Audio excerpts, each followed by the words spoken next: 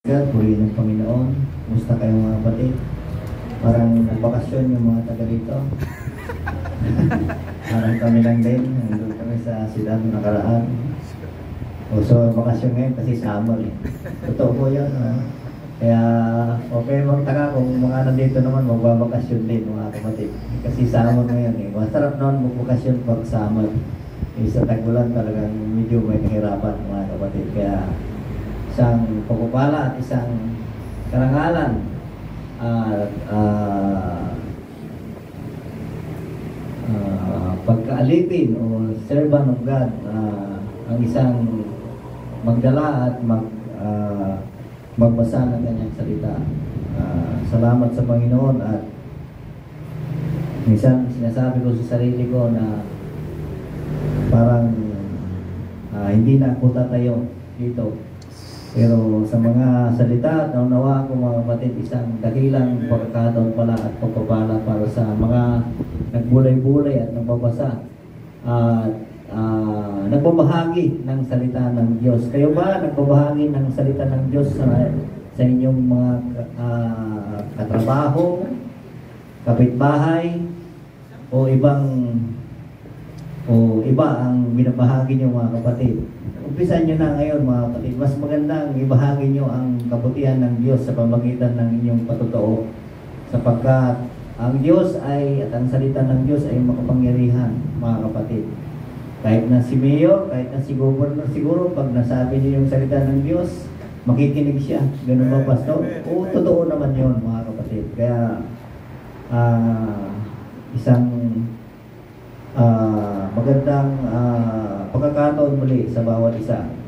Gusto ko lang balikan yung kasaysayan ni Cornelio.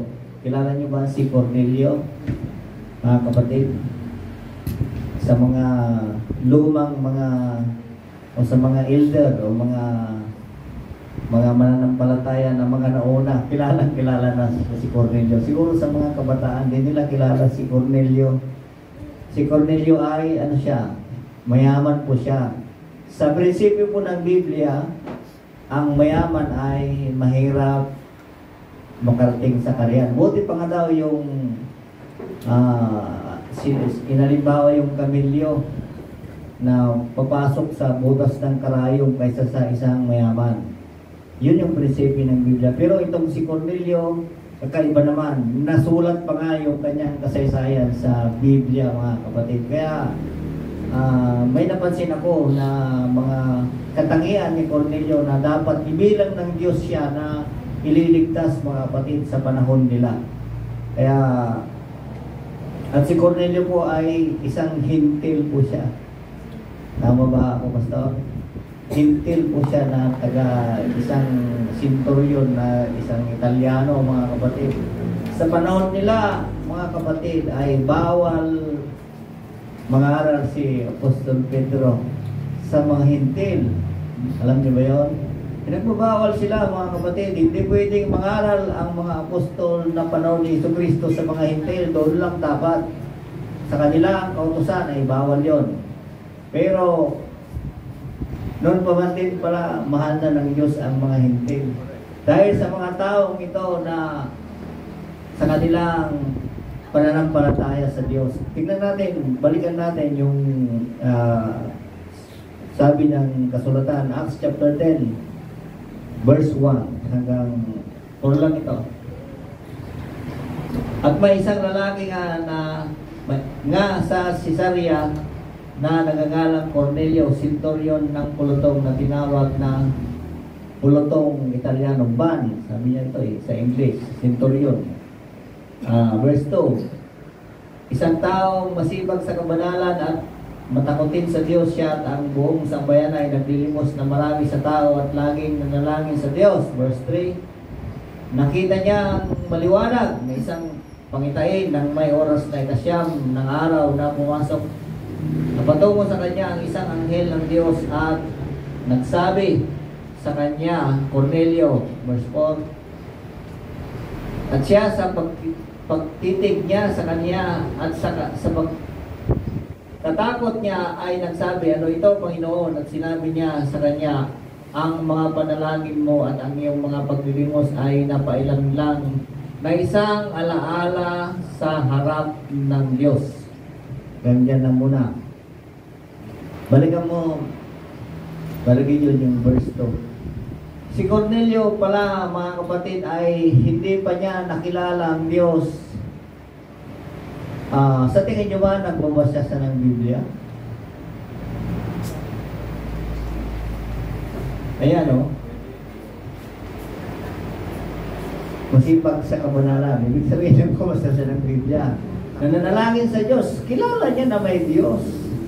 Sa panahon nila kasi, marami na rin sumasamba sa mga gawang kamay ng tao. Yung mga Baal o yung mga kung sino-sinong anito. Kung sino-sinong mga na-adapt ng hindi lang mga Pilipino sa Pilipinas, marami rin ganun na kagaya dyan sa Mountain Province. May mga Diyos din sila na kung ano-anong mga sasambay nila, hindi natin alam. Yun yung nakasanayan nila, mga kapatid. Kaya si Cornelio, hindi pa man niya kasi sa panahon nila, nung panahon ni Pedro, ang Ebanghelyo ni Pedro ay bautismuhan sa pangalan ng Panginoong Jesucristo. Ito nga yung karakter ni Cornelio, isang taong masipag sa kabanalan, mga kapatid, masipag sa kabanalan. Parang itong mga nabanggit o matatakot din sa Diyos. Naglilimos ng maraming tao at laging nananalangin. Parang wala yata tayo dyan, mga kapatid. Hindi ako kabilang dyan. Sa tingin nyo ba, kabilang kayo? Siya na hindi pa nakakilala sa Diyos ay yun na yung karakter niya. O buong sambahayan, sinama pati kanyang mga anak, kanyang asawa. At alam nyo ito, si Cornelio, may mga alala ito, mayaman nga, may mga gwardiya, may mga katulong, sinama rin niya. So naging ugali nila sa kanyang sambahayan, sa kanyang pamilya, sa kanyang mga nasasakupan, na ganito ang ginagawa nila, mga kapatid. Kaya palakpakan natin si Cornelio, talagang mapan siya, mga kapatid. Very good siya sa panahon niya, mga kapatid. Sino kaya ang alam niyo sa mga mayayaman ngayon, may isang karakter ang nagagawa nila. Alam niyo ba yung naglilimos? Nagbibigay. Mga kandidato rin, Pastor. Oo. Maraming bigayan ngayon. Maghintay kayo sa baybay. Makakarating yan sigurado, mga kapatid. Oo, pero wala silang kabanalan. At ang matindi doon, hindi sila natatakot sa Diyos. At ang matindi, hindi ko lang alam kung nananalangin din, mga kapatid. Alam nyo, nung napansin ko po ito, mga kapatid, bagamat sa panahon nila, ang kailangan niyang gawin kasi sa panaginip niya ay nakita niya sa kanyang pangitain na inuutusan siya na pumunta kay Simon Pedro. Si Simon Pedro sa panahon na yun ay nagbabautismo po siya, mga kapatid. To make it short story, kasi kung babasahin yung marami yan. Ibig sabihin, si Cornelio, mga kapatid, kahit pa man din, hindi pa niya nakilala yung aral o yung doktrina na dala-dala ng mga apostol ng kanilang panahon. Si Apostol Pedro ay may anghel na nagsabi sa kanya. Hindi sinabi ng anghel, basta puntahan lang. At nandoon, mga kapatid, kung mabasahin natin sa verse 45, verse 45. At sila sa pagtutuli na nagsisampalataya ay namamanghang lahat na nagsiparoon kasama ni Pedro, sapagkat ibinuhos din naman sa mga hintil. Tingnan nyo, pasinin nyo, ibinuhos din naman sa mga hintil ang kaloob na Espiritu Santo. Verse 44, 46. sapagkat narinig nilang nagsasalita mga ito ng mga wika at nagpupuri sa Diyos ng magkagayoy. Sumagot si Pedro. 47. Mangyari bagang hadlangan ng sinuman ang tubig upang huwag mga bautisman itong mga nagsitanggap ng Espiritu Santo na gaya naman natin. Ang nangyari po kasi mga kapatid, pinuntahan ni Pedro yung si Cornelio. At pinapasok si Pedro sa bahay at nandoon yung mga alalay ni Cornelio, mga asawa niya, yung mga anak niya. Nagkaroon sila ng parang Bible study, mga kapatid. At nandoon dumating yung Santong Espiritu. Kaya nasabi ni Pablo, hindi pwedeng hindi sila mabautismuhan ng tubig. Kasi nga tumanggap na sila ng Espiritu Santo. Ganon katindi mga kapatid yung pagnanasa at pagnanais ni Cornelio nung narinig niya yung mga sinabi ni Pedro mga kapatid. Kaya nga nabautismuhan po siya sa madaling salita. Balik tayo doon sa verse ng mga kapatid. Kaya sabi ko, tama, dapat masipag tayo mga kapatid sa kabanalan. Ano bang ibig sabihin ng kabanalan? Kanya-kanya tayong interpretation mga kapatid. Hindi mahirap ito, maluwag ito. Kasi may kabanalan na turo noon. Ang alam ko lang noon sa kabanalan, bawal mag-short man. Hindi pa bawal yan noon. O totoo mo yun. Kaya puro nakapantalon. Kaya punta ka ng beach, nakapantalon yung mga naliligo. Ganun talaga eh, bawal nga eh. Basta bahala na kayo. Masipag. Basta ang importante masipag.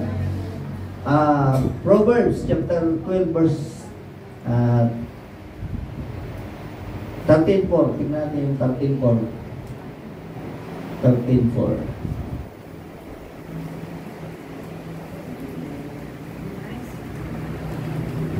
Ayan o. Ang tamad ay nagnanasa at walang anuman. Ngunit ang kaluluwa ng masipag ay tataba. Spiritual po ito mga kapatid. Proverbs 21 verse 5.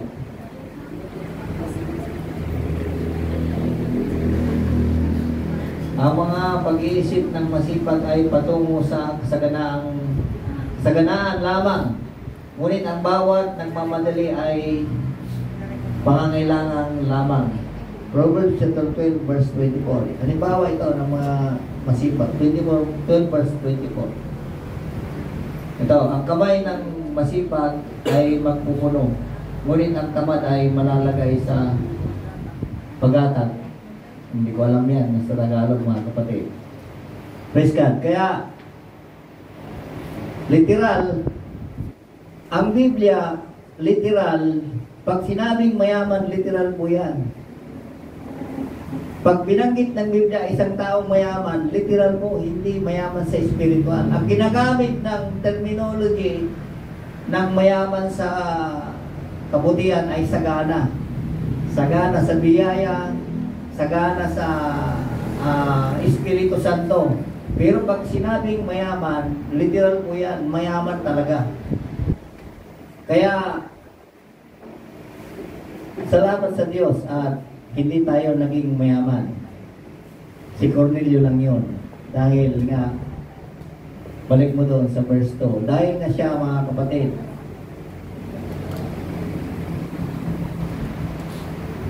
matatakutin sa Diyos. Kaya ito, nagbabasa ito, si Cornelio eh. Anong sabi ng Biblia, mga kapatid? Ecclesiastes chapter 12 verse 13. Let us hear the conclusion of the whole matter. Fear God. The whole duty of man is to serve the Lord. Parang ganon yun. Ayan o. 2 Corinthians chapter 7 verse 1. Matatakotin. Natatakot pa kayo sa Diyos? Iyon ba ang ibig sabihin? Hindi po. Ang ibig sabihin po niyan, natatakot kang gumawa ng kasamaan, kasalanan.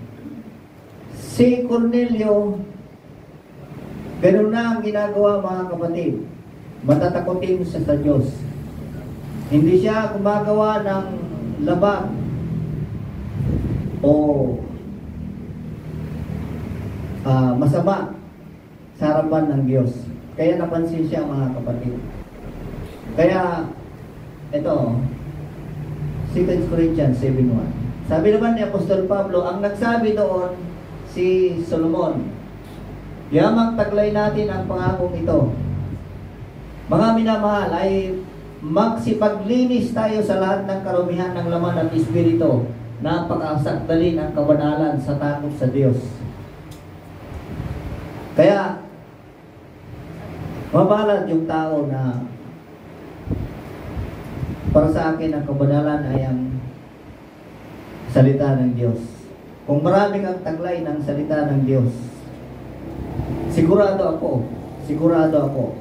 At kung ito'y sinasagawa mo at ginagawa mo, sigurado ako mga kapatid, tatanggap ka ng biyaya pagpapala ng Diyos mga kapatid. At darating yung takot mo. Ano bang kinakatakutan natin ngayon? Ang Diyos ba o ang gera? Ang mangyayari? Ang mundo na kung anong magagawa? Doon muna tayo sa may takot sa Diyos. Kasi kung natatakot tayo sa Diyos, susunod tayo. Gaganapin natin ang kanyang salita. Hindi tayo matatakot sa gera. Hindi tayo matatakot sa kalamidad. Hindi tayo matatakot sa kahirapan ng buhay. Parang madali lang ang buhay pag naglilingkod ka sa Diyos, mga kapatid. Subukan ninyo, mga kapatid. Madali ang buhay pag naglilingkod ka sa Diyos. Hindi mahirap po, mga kapatid. Magkaroon lang tayo ng takot, mga kapatid, sa Diyos. Kasi ang katwiran ng Diyos, ang prinsipyo ng Diyos, mga kapatid, ay nakita nga niya sa mga taong hindi pa kabilang sa ebanghilyong ipinangaral nila noong unang panahon. Saan mo kayo kabilang na ebanghelyo, mga kapatid? Baka hindi nyo alam, Kasi ang iglesia ito, sinasabi natin na sa bawat panahon may ebanghelyo. May ebanghelyo sa panahon ni Noah. Yung baha. May ebanghelyo din sa panahon ni Lot. May ebanghelyo sa panahon ni Kristo. Anong ebanghelyo na dala ni Kristo? Nagaling sa kanyang ama. Ano bang sabi niya? Ang kaharian ay malapit na. Magsisi kayo. Ebanghelyo ng mga apostol, ganun din. Magsisi kayo. At ngayon, anong ebanghelyo natin, mga kapatid? Alam nyo na yun. Ibalik mo doon sa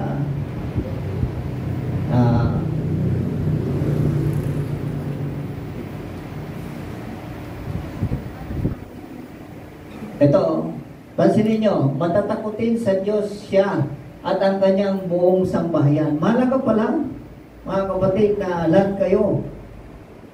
Minsan sa ating panahon, sa pamilya, may isa na lang o dalawa. Yung iba lahat na o wala na, mga kapatid. Maganda rin yung sama-sama na gano'n, na ang isang padre di pamilya ay naakay niya. Si Cornelio, hindi lang yung mga asawa niya, yung mga anak niya ang nawiwin niya. Pati yung kanyang mga kawal, yung kanyang mga katulong, yung kanyang mga kasama sa bahay, ganyan din sila. Kung babasahin niyo yung whole chapter, mga kapatid, pare-pareha sila na gano'n ang ginagawa. At naglilimos ng marami sa mga tao. Ito, madali lang to. Lahat naman tayo, pag may nakita kayong mga dukha, binibigyan nyo ba? Yung kung saan-saan? Kung malakas ang katawan, mas malakas sa inyo, binibigyan nyo ba? Hindi nyo binibigyan. Sabi ng Biblia sa Hebreo, doon,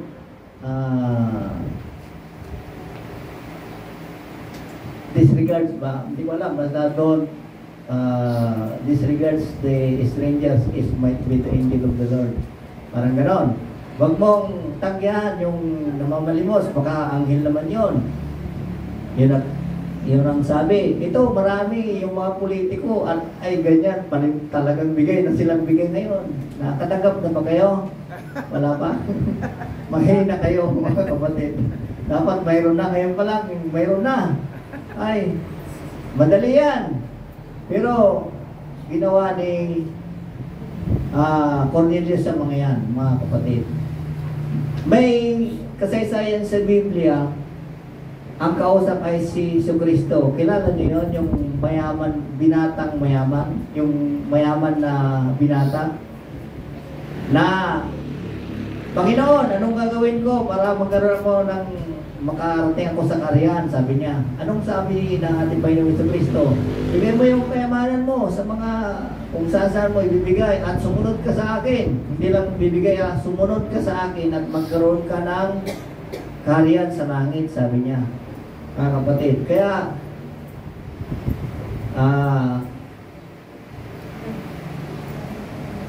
yung may mga pera dyan, subukan nyo, baka may pera lang, kung wala naman, okay lang, walang problema. Tatlo naman yan, yung masipag sa kabanalan, matatakotin sa Diyos. Yung pagdilimos, okay lang yan, kasi walang pera. Ito ang nakakamangha kay Cornelius. Laging nanalangin sa Diyos. Talo tayo, mga kapatid. Talo tayo. Yung panalangin nga, ano ba ang pinakamataas na panalangin sa Diyos? Paano ba ang katanggap-tanggap na panalangin sa Diyos? 500. Huwag lang si Pastor, ha? 500. Kung sino makakasagot. Oh, hindi nyo alam. Alam niyo mga kapatid, ang pinakamabisang panalangin, anong ginagawa ni David? Si Kristo nagturo ng panalangin. Ang sabi niya, pumasok ka sa iyong silid, ilapat mo yung pintuan ng iyong silid, doon ka manalangin. Sa sidar, mag-iyaw-iyaw kang manalangin, malala yung kapitbahay mo, okay lang, pero dito sa atin, nabuhuwag na yung tao. Sabi mo, narinig ka, nasa kwarto, umiyak ka, malakas ang panalangin, buhuwag na yung tao. Hindi kaya ganun ang reaksyon ng pan. Mahirap na, di ba, sa maraming bahay. Punta ka sa silid, hindi ko lang alam kung hindi ka marinig, lalo na ay si Brother Ray, ay, baka magmula doon sa kanila kasi alam ko yung pinanggaling hanggang sa kalsada, dinig, pag siyang nanalangin, kahit nasa loob silang kwarto, mga kapatid, mahirap, di ba? Pero sabi ng Biblia yan, tingnan natin, Matthew, chapter 6, tinan mo nga sa verse 5.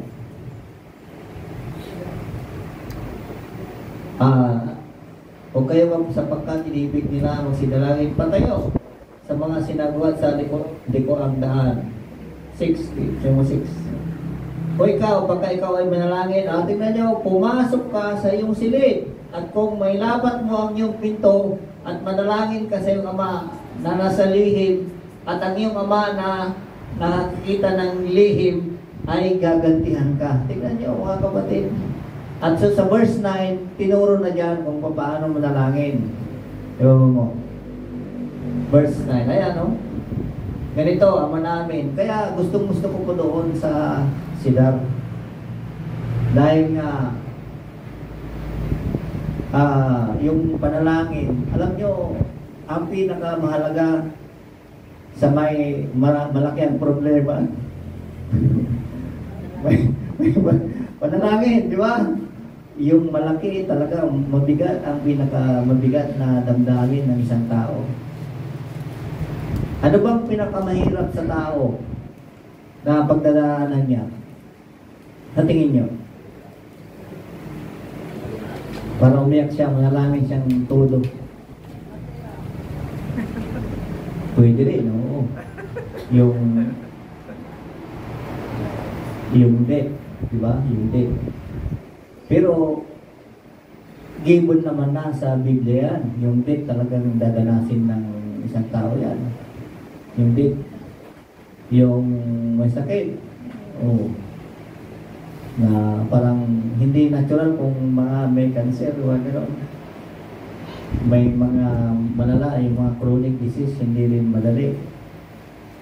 Pero alam nyo, yung mga ganon, ay mas mataas yung panalangin ng mga yun, sa totoo lang. May nakalagay sa Biblia eh. Yung sa babae, hindi ko alam kung sa Luke ba yan o sa Mark, na 12 taon na may karamdaman siya. Alam niyo kung anong karamdaman? Issue of blood. Siguro may leukemia o rare yung kanyang sakit. Naubos na lahat ng kanilang ari-arian, lahat na, wala na. Sabi nung Martis na kapitbahay, bakit pinaparusahan yan? Hindi naman masama yung kanyang mga magulang. Bakit pinaparusahan sila ng ganyan? May sakit yung mabait naman yung mga magulang niya kasi itong dalaga ito eh. Ang sabi ng mga alagad, sabi ni, alam ko sa alagad o si Jesu Cristo, alam niyo kung anong sabi niya? Gumaling kasi yon upang mahayag ang kalwalhatian ng Diyos para sa kanila. Sabi niya mga kapatid. Kaya ako sa panalangin, alam niyo kung anong pinakamahirap na panalangin ko, pinagdaanan ko. Pinakamahirap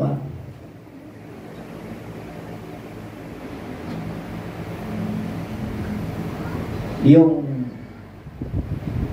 kila Brother Joel at kila Tata.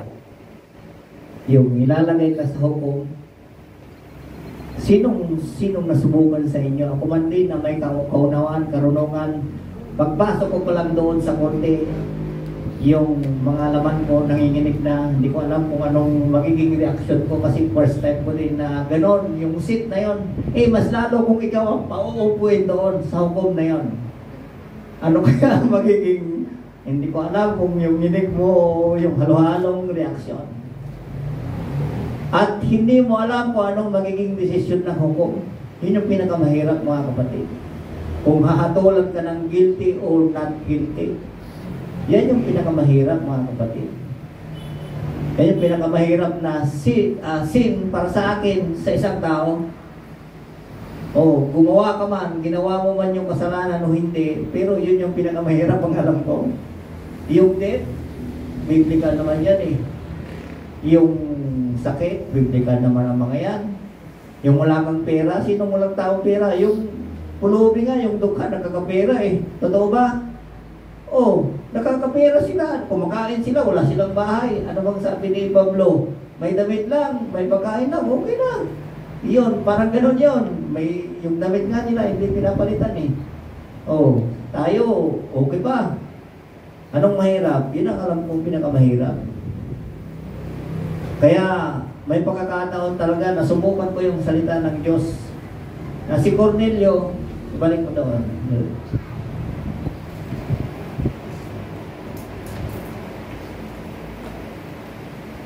Laging nananalangin. Alam niyo kung anong pinaka-effective? Yun nga. Kaya lang hindi ko ginawa yun. Kasi parang nahiya naman ako kay Sister Eden. Minsan, kung dalawa lang kami, wala nang power yata yung gano'n, yung dalawa na kayo. Dapat mag-isa ka lang. Kaya ang ginagawa ko minsan, doon ako sa may open sa gabi. Susubukan ko lang, kasi nga nababasa ko itong mga ito, subukan ko lang kung effective talaga yung panalangin. Wala naman akong hiniling sa Diyos na hindi niya binigay. Kay Sister Dicte, kay Brother Muti, nung nakaraan, sabi nila, umiyak si Brother Muti. Sabi niya, baka hindi ako pumasa ulit. Ma, sabi niya, umiyak sa kanya. Hindi ako natinag. Sabi ko, yung pananampalataya mo mababa, sabi ko sa kanya. Walang imposible sa Diyos. Kulang lang tayo ng aksyon. Ayan o, laging nananalangin. Si Cornelio, hindi nga ito mananampalataya sa panahon niya eh. Hindi siya mananampalataya, pero pinakinggan siya ng Diyos, mga kapatid. Mas lalo ka pa na ibinihis mo si Kristo. Sino ba si Kristo? Siya ay Diyos, mga kapatid. Kaya nga, inutusan si Cornelio na magpabautismo kasi yun ang dapat sa kanilang panahon para maibis niya si Kristo. O yung kapangyarihan ng taglay ni Kristo ay sasakan niya din. Mga kapatid, subukan nyo, mga kapatid. Kaya nung napansin ko po ito, buti pa si Cornelio. Sabi ko, yung mga ganitong mga karakter ay naintindihan niya, naunawaan niya. Kulang tayo sa panalangin, mga kapatid. Baka kulang tayo sa kabanalan. Huwag na yung pagdidimos. Wala tayong pera. Bigay nyo na lang sa mayayaman. Kasi mayaman siya eh. Binanggit naman dyan. At magkaroon tayo ng takot sa Diyos. Huwag sa tao. Walang magagawa sa tao sa iyo. Wala. Walang magagawang tao kahit na pinagbintangan ka ng ito ang pumatay, pupunta ka sa korte. Walang magagawang tao sa Diyos sapagkat mas makapangyarihan ang Diyos kaysa tao, mga kapatid. Yan ang tandaan ninyo. Kaya kulang tayo. Pag-aralan nyo, mga kapatid, manalangin tayo. Kung hindi man sa silid, subukan yung punta sa sidar. Maghiyaw-hiyaw kayo dun sa panalangin. At di totoo. Ginagawa ko po yun. Kaya gusto kong mag-isa doon, mga kapatid. Pag ang isang bagay, pinanalangin ko, mga kapatid, sinisiguro kong ibibigay ng Diyos yun. Kasi nga, sinabi ng Biblia, ganito kayo manalangin. Sabi ng Diyos yan. Hindi naman yung tawang nagsabi niyan. Ang Diyos, mga kapatid. Kaya, kulang tayo sa panalangin. Bakit may mga ganito, may ganito. Kulang tayo, mga kapatid. Kailangan exercise natin yung communication, yung panalangin sa Diyos. Sapagkat nakikinig ang Diyos, hindi pa tayo hinahatulan ngayon sa mga naglilingkod, sa mga nagpapatuloy. Huwag lang kayong tatalikod totally. Baka hahatulan kayo ng Diyos, hatulan tayo ng Diyos. Yung mayamang, ay hindi ginamit ang mayamang biyaya, Pastor. Yung saganang biyaya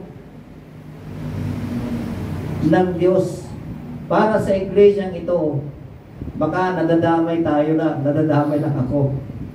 Hindi ako magaling, hindi ako perfecto. Hindi ako, anong pangalan nito, masipag. Kaya naiya ako kay Cornelio, mga kapatid.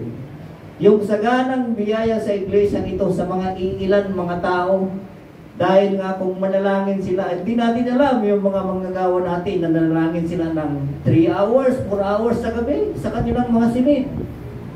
Pinakinggan sila ng Diyos dahil sa mga panalangin nila, mga kapatid. Si Cornelio, nakita ng Diyos, malakas sa Diyos.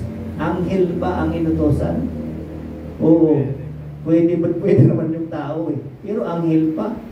Kalahin mo yan, mga kapatid. Sino kaya ang sa atin na may bubulungan din o sasabihin din ang ito, may kayamanan dyan. Kaya mo na. Palampakan natin ang Panginoon. Isang magandang umaga sa inyong lahat. Basilin nyo, mga kapatid, yung mga ginawa ni Cornelio. Mayaman ito hindi ordinary mayaman to. Mga kapatid, wala tayong magagawa kundi maglingkod talaga, gawin yung gusto ng Diyos. Hindi man tayo mayaman, pero may mga pwede tayong gawin dyan. Palakpakan natin ang Panginoon. Praise God.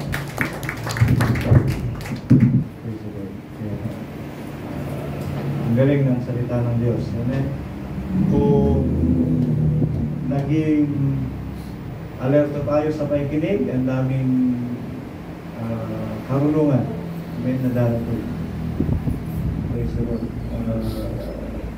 Share ko sa inyo, Cornelio ay sabihin na natin in general, ang dami niyang tawanan eh. Isa siyang leader ng Gulo to, Italiano. Sa Italy. Hintil nga siya, hintil. Roman. Pero ito ang nangyari. Parte ito ng turo ko mamaya, pero nadaanan na natin. Isa siyang leader sa sanlibutan. Amen. Pero kailangan pa rin niya ng lingkod ng Diyos. Amen. Kailangan niya ng lingkod ng Diyos. Kaya, kahit sino yan sa mga sino man sila sa kapangyarihan, kailangan nila ng lingkod ng Diyos. Amen. Kung sila, wala silang anointing, kailangan nila ng lingkod ng Diyos. So, mapalad tayo. Mapalad tayo. At isa pa, yung kasabi ni Brother Joseph, kaninong ebanghelyo ang inyong sinusunod? Amen? Kaninong ebanghelyo ang inyong sinusunod? Kaya nga may iba't ibang ebanghelyo. Ito, yung ebanghelyong sinusunod ni Cornelio ay nung kapanahonan nila. Siyempre, nakangaral ang mga apostol. Kahit na hintil siya, siguro nakarating sa kanya, magsisiyo sa pagbautismo. Anong pagsisisihan niya? Kaya, dumating sa kanya ang kasipagan sa kabanalan, matakutin sa Diyos. Doon siya lumaki hanggang sa kinausap siya ng anghel. Amen? At dinala siya pinapunta siya sa isang lingkod ng Panginoon. May ba si Apostol Pedro? Amen? So, ebanghelyo ng kasalukuyan ang sinusunod ni Cornelio. Kaya nalugod ang Diyos sa kanya at pinadalan siya ng anghel. Ngayon, kaninong ebanghelyo ang ating sinusunod? Ebanghelyo ba ni Moses? Ebanghelyo nila Apostol Pablo? At least, sakop tayo ng ebanghelyo ni Apostol Pablo. Amen? Ebanghelyo ni Apostol Pedro. Pangangaral na lamang ang ebanghelyo nila Apostol Pedro. Pero sa atin, hindi ganoon kabisa ebanghelyo ni Apostol Pedro. Magsisika, pwede. Amen? Kasama rin yan sa ebanghelyo ni Apostol Pablo. Gumawa ka ng mabuti, bahagi pa rin yan. Kasi ang bautismo sa panahon nila Apostol Pedro ay sa pagsisisi. Amen? Bahagi pa rin yan ng ebanghelyo sa ngayon. Pero ang pinakamabisa para sa atin ay ebanghelyo ni Apostol Pablo. Ang mga Hebrew, magsisilang sila. Amen? At mayroon na silang kaligtasan at mabautismuhan.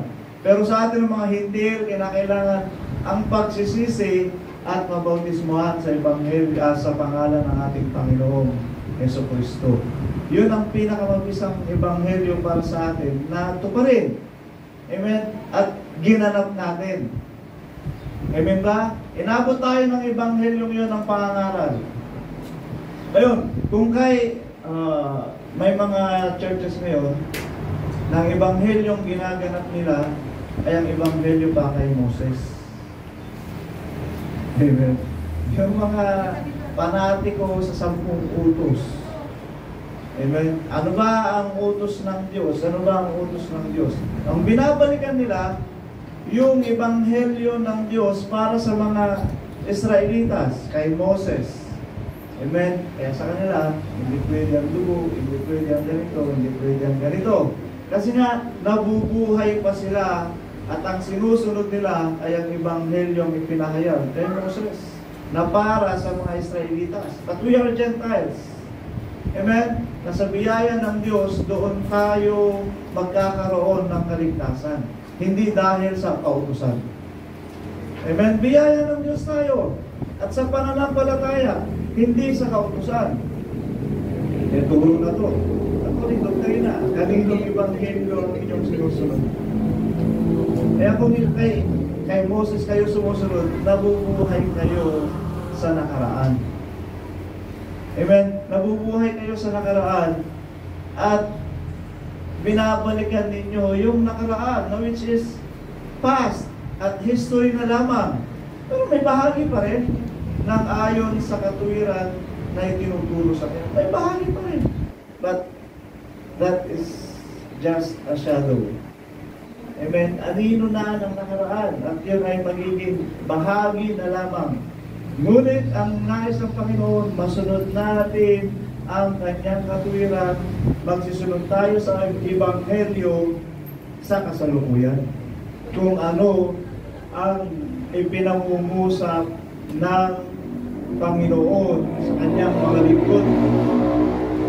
Amen? Sa kanyang mga lingkod. At mayroong ebanghelyo ang Diyos sa kapanahonan natin. Amen ba?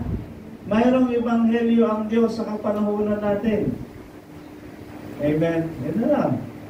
Yung ebanghelyo ng isang dako, atin na yon. Sa atin na yon. May nangangaral ba ng isang dako? Wala. Sabihin natin meron sila, at kagaya niyan, yung kay Kibuloy, yung kay Agila. Sino pa ba? Mayroon din sila isang dako. Pero hindi nila nabanggit na isang dako. At hindi nila naiugnay sa Biblia. Amen? Hindi nila naiugnay sa Biblia na ito ay kaganapan ng panukala. Pero sa atin, ang ganda ng pagdaloy ng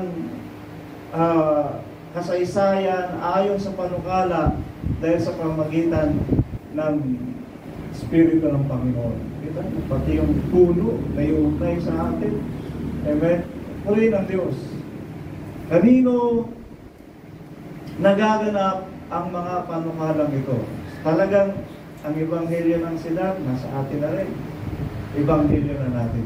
Kung paano si Apostol Pablo na sinasabi niya na mayroon siyang ebanghelyo. Bakit? Ipinaliwanag sa kanya ng Espiritu ng Panginoon kung ano ang mga kasulatan. Amen? Kaya sabi niya, aking ebanghelyo. Kaya ito ngayon, kung anong ebanghelyo ang naunawaan mo sa banal na kasulatan, ay yan ang iyong magiging ebanghelyo sa iyong sarili. Amen? Ito ang tataglayin mong ebanghelyo. Pero sa atin, hindi sa ating sarili, kundi kabuuan sa iglesia nito. Amen? Meron tayong sariling ebanghelyo. Meron kang ebanghelyo para sa kabuuan sa church. Paghahanda, isang dako, pagliligtas, ang sidar. Ito ang magiging ebanghelyo natin. Ebanghelyo natin. Amen. Dahil ang ganda nga nung nabasa natin nung nakaraan yung 2 Corinthians chapter 3 verse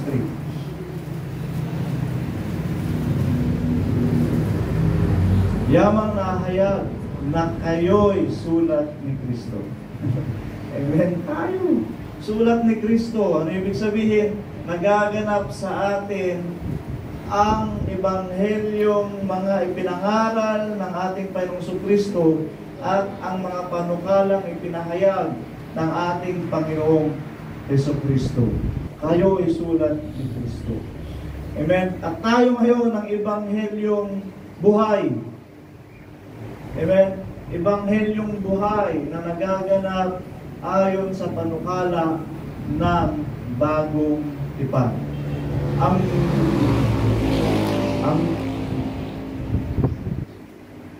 Ang mga kasaysayan sa bagong tipan ay kaganapan ng mga panukala sa lumang tipan.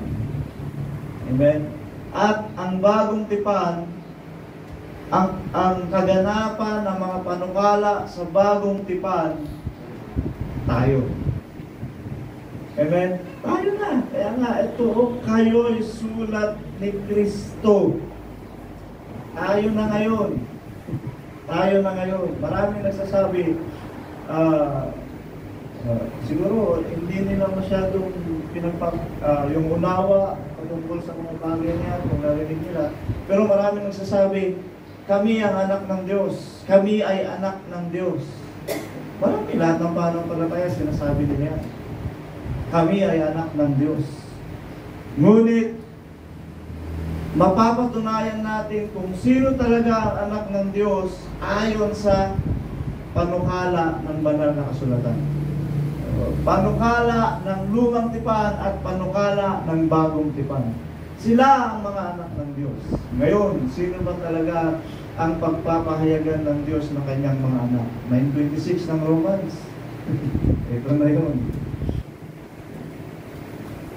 At mangyayari sa dakong pinagsabihan sa kanila, kayo hindi ko bayan, andyan sila tatawagin mga anak ng Diyos.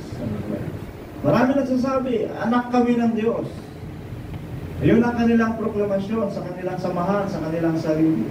Pero ang pinakamatibay ng Diyos ang magsasabi sa atin na kayo ang aking mga anak. Amen? Sino ang pagsasabihan niya? Silang mga nasa dakong pinagparunan niya sa kanila. Amen? Kung saan niya sila tinipon, kung saan niya sila dinala. Hindi naman niya tatawagin lahat ng mga anak niya. Kanino lang? Sila lang ng mga pinagsabihan niya sa isang dako. Amen. Kaya, isang kapahayagan yan na sa atin nagaganap ang mga sulat ni Kristo. At tayo ngayon ang sulat ni Kristo.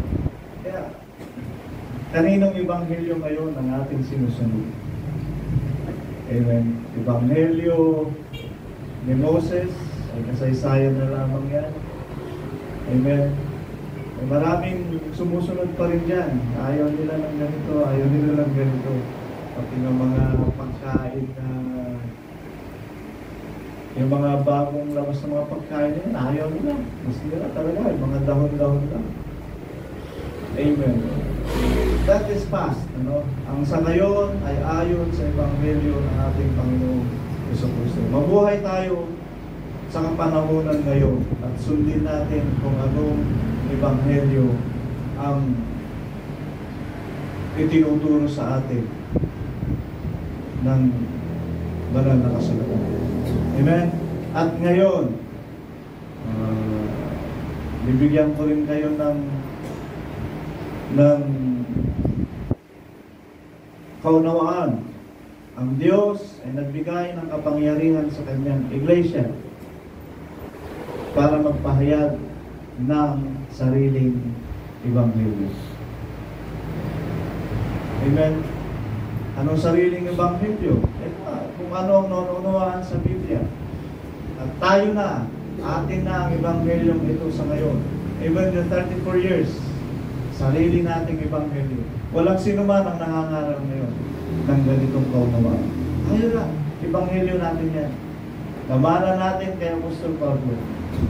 Naunawaan natin sa pahayag ni Apostol Pablo.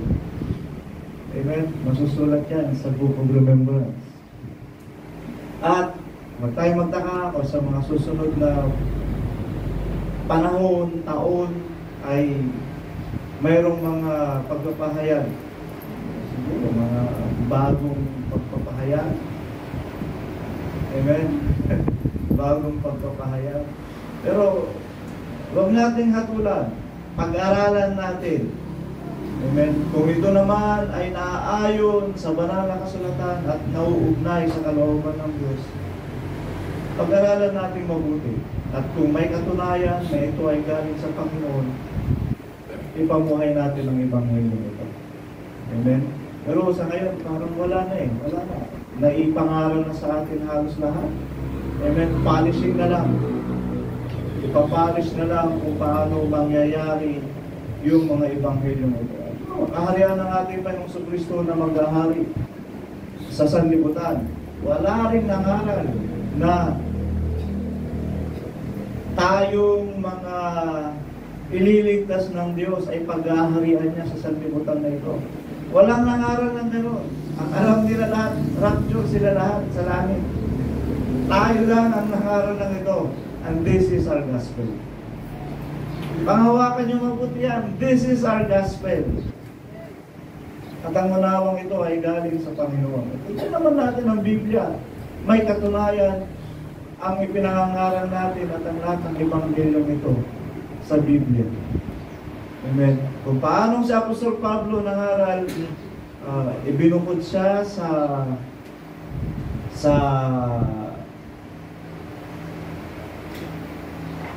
binukod siya ng Diyos sa Ebanghelyo 2:16 nga ng Romans. Tingnan natin kung 2:16 or 14, 2:16. Ayan, tama. Sa araw na hatulan ng Diyos ang mga lihim ng mga tao ayon sa aking Ebanghelyo sa pamamagitan ni Jesucristo. May inangking Ebanghelyo si Apostol Pablo. At ito nga ang kanyang mga ipinangaral, itinuro, ipinahayag. Tayo din, ang church na ito, mayroong kanyang sariling Ebanghelyo na hindi ipinangaral ng iba. Ito na. Kaya pinamumuhay natin ngayon ang Ebanghelyo na ito na ipinahayag sa atin ng Espiritu ng Panginoon. And it is all because of Christ. Amen. Sa pamagitan ng ating Panginoon Jesucristo. Kaya meron tayong sariling Ebanghelyo. Sino ang may kapahayagan ng ganitong mga bagay? Wala.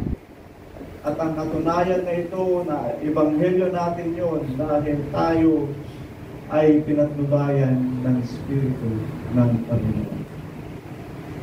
Amen. Kakaiba ang pagtuturo ni Apostol Pablo kaysa mga pagtuturo ni Apostol Pedro. Amen. Kaya sabi niya, aking Ebanghelyo. Kaya yung mga kakaibang araw na ito na ipinahayag ng Diyos sa iglesia nito ay ating Ebanghelyo. Amen. Grabing pagkakatiwalang ibinigay ng Diyos sa atin. Grabe. At pasalamatan natin ng Diyos. Isang karangalan, isang katunayan. Bahagi ng pagtuturo ko ito, no? Napakahalaga ng papel ng lingkod ng Diyos ayon sa kanyang pangalan. Napakahalaga. Kaya, salamat sa Panginoon. Salamat sa Panginoon. Sa mga pagtutuwid niya sa atin. Amen. At yung pag-asa natin sa pananampalatayang ito na kung saan tayo ay tatawagin niyang kanyang mga anak ay isang napakalaking karangalan. It is a privilege na ayon sa biyaya ng Diyos ay dumating sa atin. Amen. Kaya tayo po'y magsitay mapatid. Salamat tayo sa Panginoon. Sa maliit na ministeryong ito na kung saan tayo ay naglilingkod sa gawain ng Panginoon. Amen. Ay nagkakaroon tayo ng bahagi sa katawan ng ating Panginoon Jesucristo. Awitin natin He is Lord. He is Lord. Yes, O Lord. Ikaw ang Diyos na sa amin ay tumawag. Diyos ka sa amin na makapangyarihan.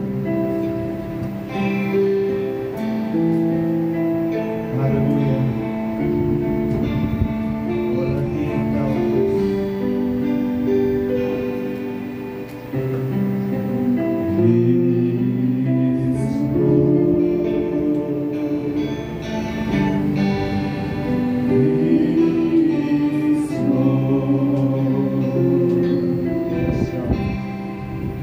We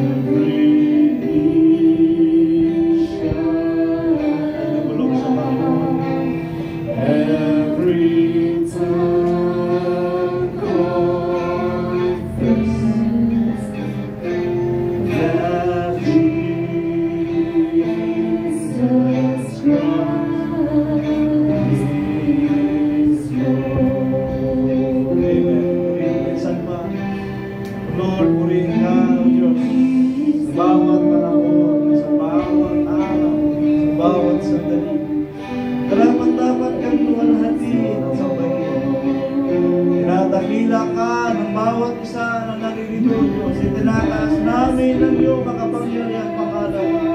Pagkat kahanga-hanga, O Diyos, ang iyong kalooban, ang iyong panukala na siyang pinangyayari mo sa amin. Hindi namin alam ang daan, hindi namin alam kung saan patungo. Ngunit ang iyong Santong Espiritu ang pumapatnubay sa amin at itinutuwid kami sa mga daan na aming tinatahak. At kami, Panginoon, ay tinuturuan ng karunungan at kaunawaan upang ang aming mga gawa ay maging ayon sa pananampalataya at kami, O Diyos, ay maging handa sa mga bagay na iyong ipagpapahayag at ipagpapaunawa sa amin. Panginoon, dakila ka sa bawat isa. Aming itinataas, O Diyos, ang iyong dakilang pangalan sapagkat karapat-dapat ka na nagtagumpay sa mga bagay na ito. At kami, O Diyos, ay naging bunga ng iyong panukala. At kami, Panginoon, ay sa katapatan susunod sa iyo. At gagawin namin ang mga salita mo, Diyos, ang mga kapahayagan mo sa bawat isa upang kami ay maging kapahayagan ng iyong mga kasulatan. Maging kapahayagan kami, O Diyos, ng iyong mga panukala na kami, O Lord, ng iyong pinagpala, O Diyos. Kaya kami, O Diyos, ay patuloy na nagkakagumpay. O Lord, regalo mo naman sa amin, Panginoon, ang patuloy, O Diyos, na pagpapatubay ng iyong Santong Espiritu sa bawat isa, lalong-lalo na sa iglesia nito at sa amin, Panginoon, na bahagi nito upang sa pakikisa ay magkaroon kami ng katunayan upang sa pananampalataya, O Diyos, ay may pakita namin na kami, Panginoon, ay iyong lingkod at ang lahat ng bagay ito ay maganap namin. O Lord, pinalalakad mo kami sa katotohanan.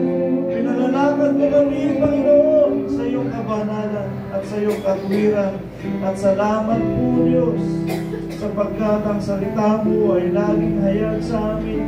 Lagi mong pinakikilala kung ano ang pangapat na gawin ng bawat isa sa amin. At sa mga pangangaral, O Diyos, ng iyong mga lingkod, kami ay tinuturuan mo ng maraming mga bagay. At kami, O Diyos, ay nagiging pagpapala sa isa't isa. Sila ay nagiging pagpapala sa amin. At kami naman ay nagiging pagpapala para sa iyo. Nawa maging ganito, Diyos, palagi ang kaganapan sa iyong katawan, sa iyong iglesia, upang sa kapayapaan at kapanatagan ay magkaroon kami, O Diyos, ng katunayan na ikaw ay namamagitan sa bawat isa sa pamagitan ng iyong Santong Espiritu. O Panginoong Jesus, salamat po kung anuman ang mga bagay na iyong pangyarihin. Let it be, O Lord, and thy will be done. At kami ay ayon sa aming mga pagkakaunawa sa iyong mga salita. Kaya namin mangyari mga bagay na ito. At sa mga oras na ito ay nasa panahon kami, O Diyos, ng paghihintay kung ano ang mga magaganap, sapagkat inaasahan namin mangyari ang mga bagay ayon sa iyong mga salita. Kaya Panginoong Jesus, napagtagumpayin mo, Panginoon, ang bawat isa sa amin. Sa kung paanong panampalataya ang aming pagkakatiwala at kung paanong pag-asa ang aming inaasahan, mangyari ang kalooban mo, Diyos. At ikaw, Panginoon, ay magkaroon na ginawa, O Diyos, ng pamamagitan sa bawat isa sa atin, sa pamamagitan ng Santo Espiritu. O God, napagpahayagan kami ng mga bagay ayon sa katuwiran mo, at sa katuwiran mo kami mabubuhay. Salamat po sa lahat ng mga lingkod mo na nasa bahay mo yan ito. Paunawa mo mabuti sa amin, kung ano ang aming mga dapat pangyarihin at pinagin. Ikaw ang aming Diyos. Sa iyo kami maglilingkod at sa iyo kami magtatawa. At anuman, Panginoon, ang aming mga kulangan, Panginoong Jesus, bigyan mo kami ng pagkakataon, ng panahon at oras upang baka gawa kami, Panginoon, ng ayon sa katuwiran mo. Pagpalain mo, Diyos, sa bawat kaluluwa na nalilingkod sa bahay ko na ang kanilang puso ay mapaglingkuran. Mabigyan ka ng kaaliwan. Mabigyan ka ng kaluguran. At narito ang mga kaluluwa nito, Diyos. Biyaya at ang iyong kabutihan ay managana mo sa bawat isa sa atin. Pag-iingat mo ang kagalingan mo, ang tuwiran mo, at ang kabanalan mo, Diyos, ay managana sa bawat isa. Salamat po sa kabutihan mo sa iyong dakilang pangalan Jesus sa nawa. Amen. Amen. Purihin ka, Panginoon. Praise the Lord. Amen. Tayo pwede ka na sa mga gusto na bahagi.